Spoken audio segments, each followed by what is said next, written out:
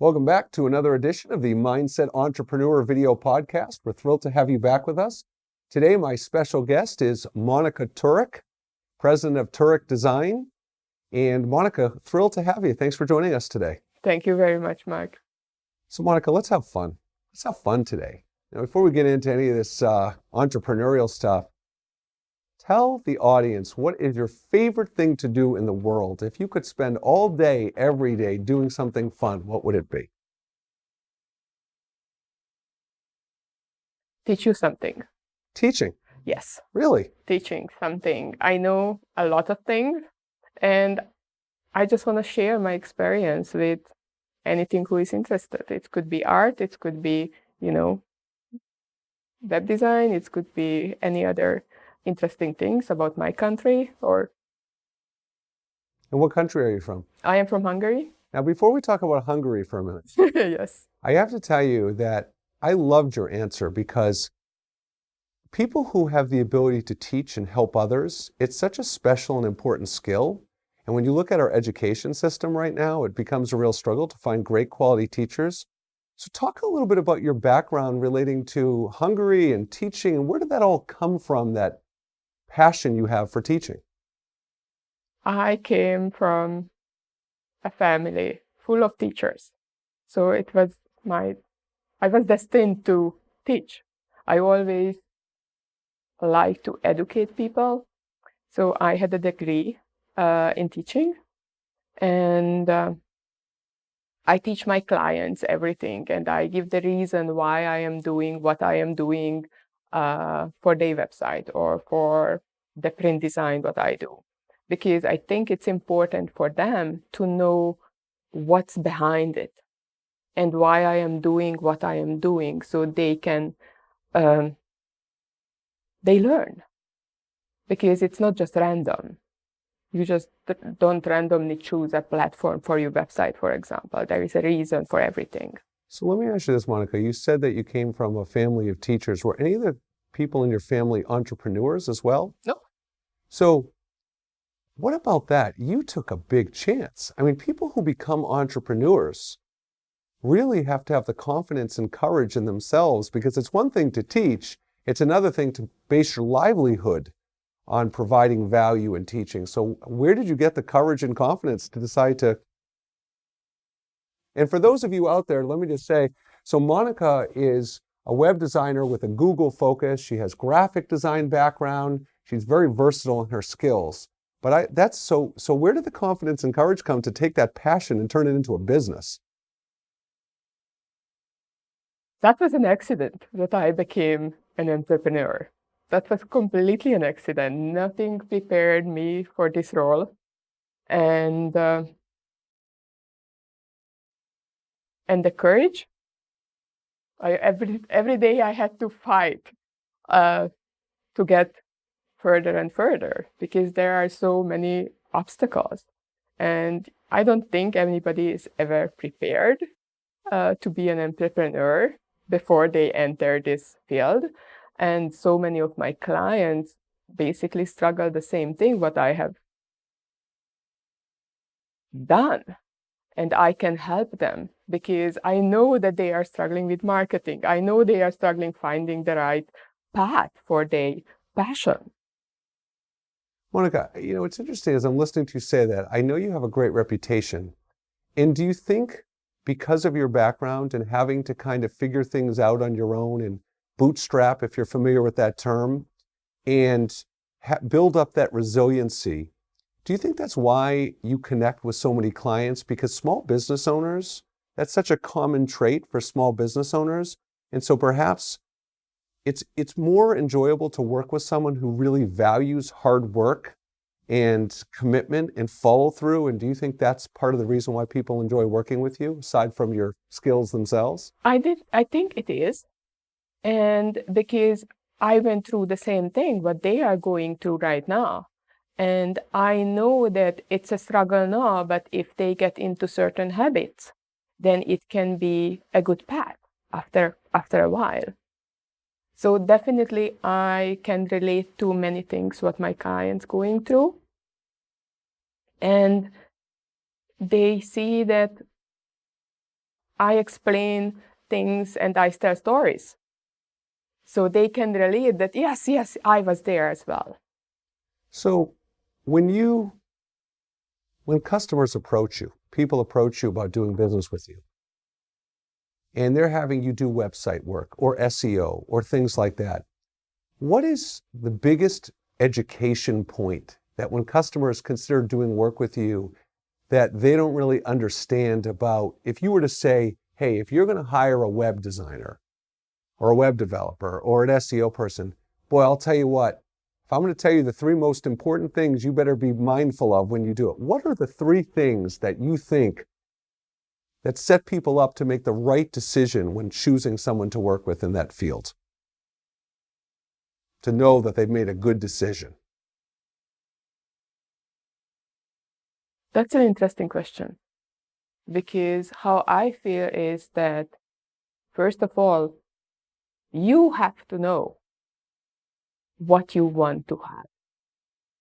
I ask so many people about why they want to have a website. What's the reason to have a website?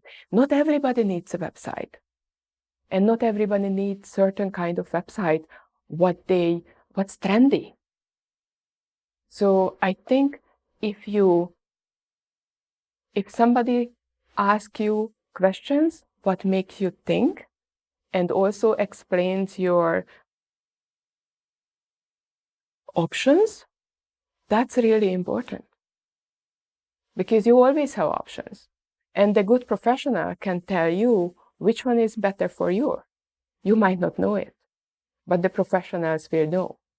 So it sounds like you don't really have a template approach, that you're really kind of flexible in terms of what the customer's goals and objectives, and you kind of put forth suggestions and a plan respective to what would be the best fit for the customer. Definitely. For me, it's important because I am on the other side as well as a small business owner. I don't have, they don't have the budget for doing something big, and they don't have the budget to redo it in 4 years or 2 years. So when I start with a client doing website, for example, then I always ask them, how would you like to use your website in 5 years or 4 years?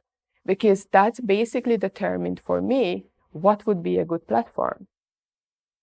Many people come to me that I would like to have a WordPress website because it's a trendy one. People can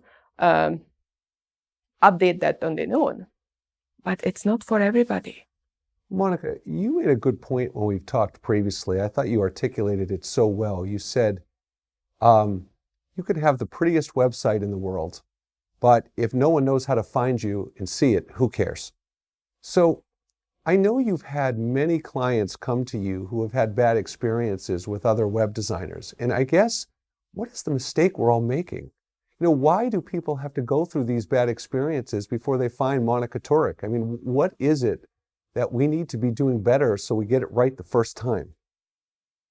It's hard for somebody who doesn't have a web developer experience to know how a website backend supposed to look like. I find so many websites which looks very nice from the front end, but it's completely dead from Google perspective. And small businesses really rely on Google because they want to be found. Because if they are in the 5th page, then nobody goes there. Well, I want to tell you something, Monika. My experience when I talk to small business owners and I say, how do you grow your business? How do you sell? This is what they say. Well, first answer is always, well, we get referrals, right? So people always, great. And we all hope for as many referrals as we can get. The second answer is why we network. So we network and we go to small business BNIs and chambers and so on, which is also excellent. But beyond that, most small business owners don't cold call. They don't do much outreach besides that. So Google, having that SEO and that Google's like having an extended sales force for your company working for you. 24 hours. Right? 24 hours a day. So talk about for a minute about SEO. So is the reason why SEO is neglected by businesses is because they're assuming it's going to be too much money. They don't know how to manage it. they just don't have the know-how or expertise. Like, why are businesses not getting that message? Because it's not easy to do. That's one thing. A basic web designer can do certain things on your website. Good things, it's called the one-time SEO, the on-site SEO, how they place certain codes, how to phrase it, with keywords and meta tags and image description and everything else. But there are certain things that you have to do after that. So that's the hardest thing, what you do offline, not online, but off the website. And that costs a lot of money. Yes, that's true. If you have talked to, SEO person, that costs a lot of money because it really takes a lot of time. But there are certain things that small business owner could do, like, getting new content for the website. Because seriously, if you don't change the content like twice a year, then Google will just drop everything. It just find it, there is nothing interesting anymore. Well, so I think what I'm taking from what you're saying is SEO is such a broad term, and it has many levels to it. So if you're a small business owner sitting at your desk knowing that time is always a challenge, money's always a challenge, you're basically saying, well, have a conversation, because you don't have to go from here to here, but you have to at least start and go from here to here and actually pave the way. So for the people who have fears around the time and money and know-how, you would say to them, basically, don't worry about it because you can make incremental improvements? Yes, you can. You have to learn a little bit. You can come to a workshop, or you can just sit down with me and I will tell you what's wrong with your website. How can you change that? And why do you have to change that? And, people has to pay attention of what's the verbiage on the website, how they use the keyword, how they link the website together, and also how they use certain taglines. So Monika, just a few more questions before we wrap up. You just said something that I think our viewers really need to recognize. So whenever I'm choosing a designer or a vendor or a company for a service, I always want to know how they differentiate themselves. Why do I want to work with you as opposed to the thousands of web designers are out there? And you've throughout this discussion talked about the education factor. And I can tell you from the many designers I've worked with over the years, I feel very uneducated. I feel like I really don't know what they're doing, what's going on in the process, the communication element, how to make sure my expectations are met and clarified. So, and I know that's something you're very proud of in your business and how you believe you differentiate yourself. So can you talk about how you maybe differentiate yourself in that educational communication aspect relative to others? What I believe is that I have the expertise. So if you want to do something on your website and I don't think that's the right thing, I will tell you. And I will explain you why it is not good for a certain point. There are so many people who doesn't think about how our visitors go through the website, for example. They think of their own perspective. They cannot think of the outside perspective, how people go to the website and navigate. That's one thing. And the other thing is that so many people really want to learn. They really want to know, and they really want to change their own website on their own. They really want to do their own SEO as much as they could. And they are willing to learn, and they are happy to listen. And it really helps them. So you have the flexibility, if you want to work with a client or a client wants to work with you who doesn't really have a core value around learning and says, Monika, just do everything. I don't need to worry about it. You're okay with that. But in a perfect world, you have a client who really has a core value around learning. so they can learn for the benefit of their own business, but also reap the benefits of having you be a resource for them. Yes, so there are certain things what everybody could do basically if they are able to change their website and, add more content. And I really appreciate for clients who wants to understand what I am doing, because then they can really appreciate what I am doing. Sure. Okay. 3 last questions, non-related, just fun questions, Monika. You ready? All right. First, you're known for your hard work ethic and skills. Advice. Kids coming out of college today who want to be entrepreneurs. What's the best advice you could give them? I was thinking about this question. And the first thing is, forget your phone, forget your social media, talk to people. That's how I started my business. That's where my first client came from. He was sitting next to me in a concert. I told you that. And we just started chatting. That was it. And he was my first client, and we continued working for 4 years. So, talk to people. Meet entrepreneurs. Talk to people. Tell them that what's your dream are. And you will find somebody who will help you. There are always people who want to help you. That's great advice. Great advice. Couldn't agree more.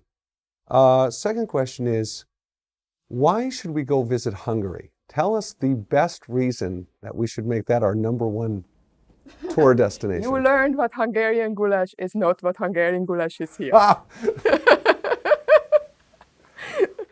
there Hungarian, so we're here in Westboro, Massachusetts, are there Hungarian restaurants in this area?